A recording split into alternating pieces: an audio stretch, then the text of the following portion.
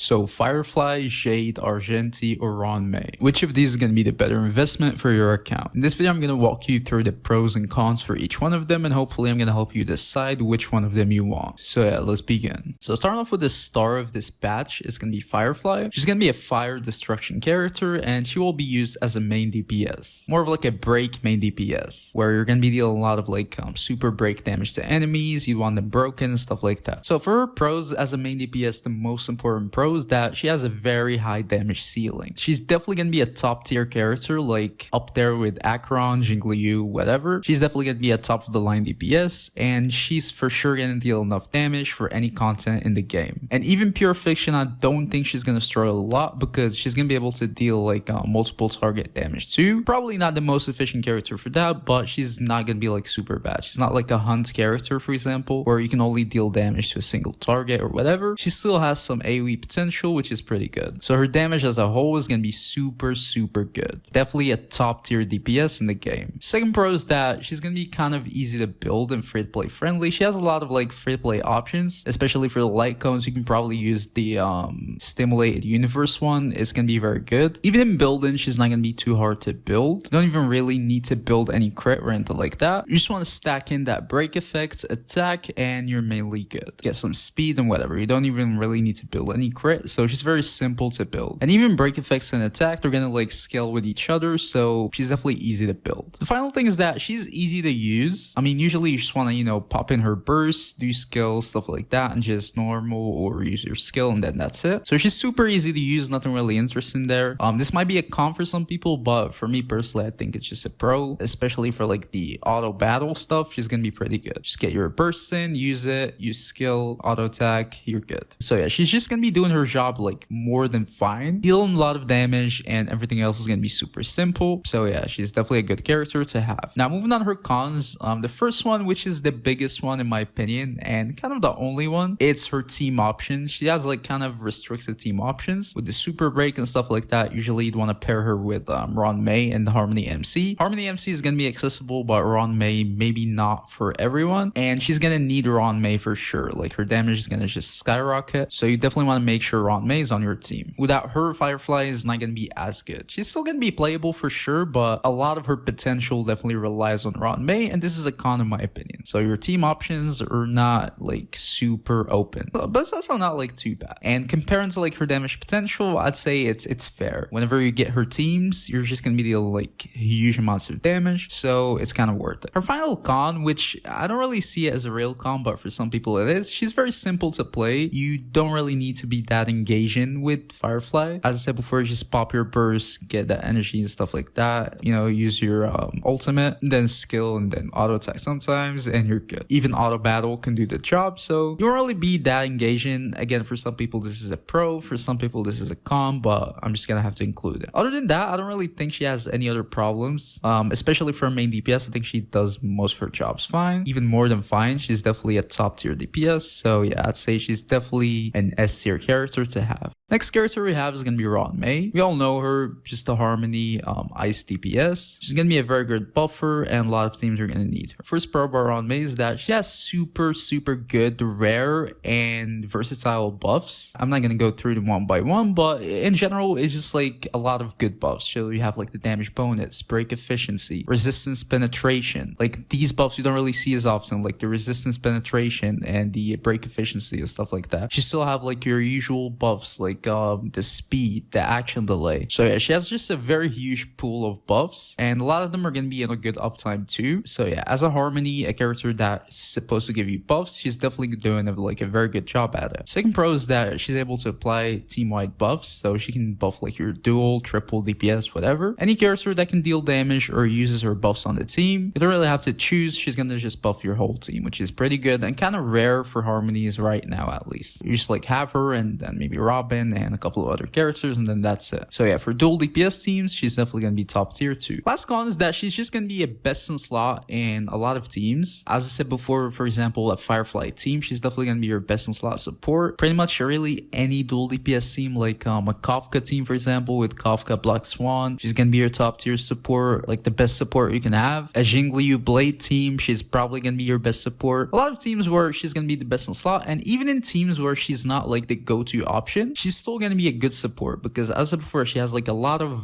variety of like buffs, a big variety. So any team is gonna find some stuff where Ruan mei is gonna buff, and that's gonna be pretty good. So even in teams where she's not like the best pick, she's still gonna be pretty good. And that's the definition of an S tier character. You can just throw them whenever and they can provide value. So yeah, Ruan mei is definitely gonna be super good. Now moving on to her cons, again as a Harmony, I don't really think she has real cons to be honest. The only con I can see is that her buffs are kind of small. So she has like a variety of buffs, but none of them is gonna be like super huge. She just gives you like decent buffs, but they're not like huge buffs, especially if you compare them to like other Harmonies that provide these buffs specifically. You might find that she lacks a little bit in like the amount of the buff itself, like how much, for example, speed she's gonna increase. She's not gonna increase more speed than Asta, for example. But that's not really a con because as I said before, she just offers a lot of buffs, so you know, that's pretty much the only thing. And she's still gonna provide huge buffs like break buffs and stuff like that. So for her specialized teams, she's still gonna be like super good. But even in her like general teams where she just works, the buffs are gonna be small, so she won't be the best, but she's still gonna be pretty good in general. Third character we have is Argenti, physical, erudition, main DPS. He's just gonna be like your go-to AoE main damage dealer right now, and he has been in the game for a long time. If you want to deal damage to a lot of enemies, Argenti is gonna be your go-to option. Pros about Argenti: super good AoE damage, the best actually. So his AoE damage is gonna be just like super huge. He deals damage to all of the enemies in the field with his ultimate, with his skill. So yeah, in any scenarios where you have a lot of enemies like pure fiction, whatever, Argenti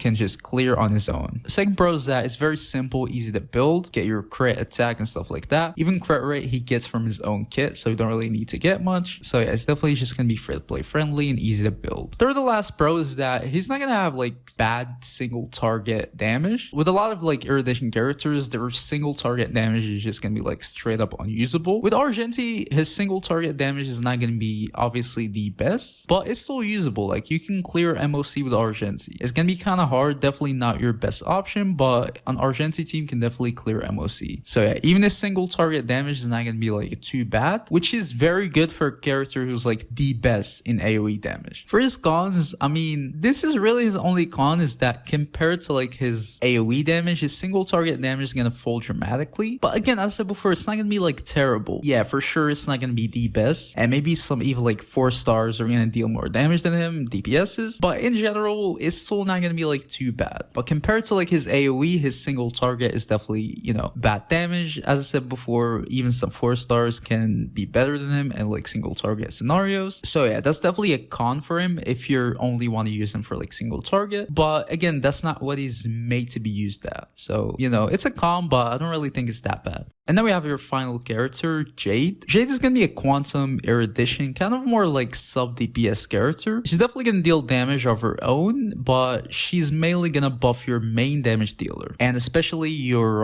AoE damage dealer. So yeah, for her pros, she can be a good support and sub DPS for AoE characters. As I said, she can just give them extra damage, and they're going to synergize with her, and she's going to be dealing decent damage of her own when she's played with characters who can deal AoE damage. Obviously against scenarios where there are a lot of enemies in the first place. The more enemies you hit, the more enemies you have against you, the more Jade is going to perform. And she doesn't really need to be in the spotlight. She can just deal damage and have another main DPS with her that can help her. She can just be a sub DPS. That's like her role, a sub DPS. And the damage she's going to provide is just going to be pretty good. Honestly, I think that's pretty much her only pro. And that's just like what she does. I don't really see any other pros with her, to be honest. All she does is pretty much just like give you extra damage if you have a character that can deal AoE damage. That's pretty much it. If you have any other ideas about her, let me know in the comments. But honestly, that's all I can see, at least for her right now, from her kit. Now, moving on her cons, that's going to be just low damage on her own. As I said, she's meant to be a sub DPS, so that's expected. If you play her as a DPS of her own, her damage is going to lag for sure. It's just going to drop significantly. Especially single target damage, she's almost going to be unusable. So you definitely don't want to use her for these scenarios. Which leads to the second point, she probably cannot clear MOC on her own as a single DPS. Obviously, unless you know, invest in her deeply, in that case, she can. So I don't want anyone like in the next 3 months or something bringing up a video and saying, no, look, clear the MOC with Jade alone. I know it's possible, but for your like average player, average investment, stuff like that, she's definitely not the character you'd want to use on MOC as a lone DPS. So if you need a main DPS to clear MOC, Jade probably not the best option. The last and biggest con in my opinion is that she's gonna be passed by more casual supports, or your more like orthodox supports like Harmonies, whatever. For example, with like Argenti, if you had a choice to use like Jade or Ting Yun with him, you'd probably go for Ting Yun. Yes, she's gonna deal extra damage, but the damage in general and the energy and stuff like that Ting Yun is gonna give your Argenti is gonna be more valuable than like the soul flat damage Jade is gonna provide. So even in like her own specialty, she can be outperformed sometimes. Not always, obviously not always, but for a character that's the only thing they do, which is just like buff AoE, specifically damage dealers, and deal extra damage with them, you'd expect them to be like the best in slot on every team, but she's not. She is in some teams, but a lot of times you'd rather use some other like supports than just using Jade there. So yeah, that's the last and biggest con in my opinion. Now, with that being said, let's move on to the conclusion. How should you wish? So first of all, it depends on what you need. If you need a DPS, Firefly is going to be your best option. She's going to be probably top 1 or top 2 or maximum 3 DPSs in the game. She's going to be S tier. She's going to be able to clear everything. A fire is also a very good element. And you can also use her against enemies that's not going to have like fire weaknesses and stuff like that. So she's definitely going to be a very, very good investment for your account as a main DPS. She's just going to deal top tier damage. So yeah, need a DPS, Firefly is going to be your go-to option for sure. Ruan mei is going to be like kind of an important investment, so if you can, you should probably go for her with Firefly. And for Ruan mei on her own, I would say if you need like a Harmony in general or as a support, I'd say go for Ruan mei as long as you don't have that many supports already. She's probably going to be pretty good even in the future. Any character that's going to come out, whatever, Ruan mei is probably going to have a good buff for them. So she's super versatile, and I would say she's definitely a very good investment for your account. So if you can and you don't have that many Harmonies, if you have like every single Harmony for example, then maybe not. But if you don't have that many Harmonies and you need some, then I'll say Ruan mei is definitely going to be a good investment. If you need a character for pure fiction, Argenti is going to be your go-to option. Obviously, you're just going to be able to clear pure fiction with his like normal teams, Ting Yun, whatever, just a healer like Ho-Ho, and you're good. He's going to be able to clear any pure fiction stage easily, and that's going to be the case for a long time. So if you're struggling with pure fiction, Argenti is probably going to be your go-to option. With Jade,